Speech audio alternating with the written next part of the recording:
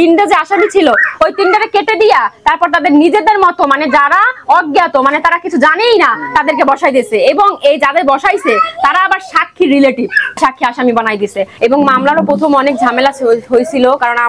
আমরা প্রথম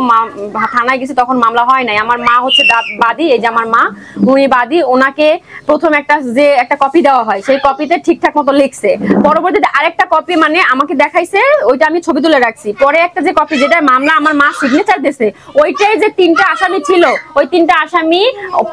প্রথম যে আমাকে একটা কপি দিছিল ওইটার ভিতরে ওটা ঠিকঠাক মতো লিখছিল, কিন্তু ওইখানে যে আসামি যে 17, 18, 19 নাম্বার যে আসামি ছিল ওরা ওই আমার মামারে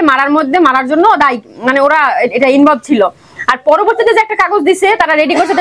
তাদের থেকে রেডি করছে ওই তিনটা যে আসামি ছিল ওই তিনটাকে কেটে দিয়া তারপর তাদের নিজেদের মতো মানে যারা অজ্ঞাত মানে তারা কিছু জানেই না তাদেরকে বসাই দিয়েছে এবং এই যাদের বসাইছে তারা আবার সাক্ষী রিলেটিভ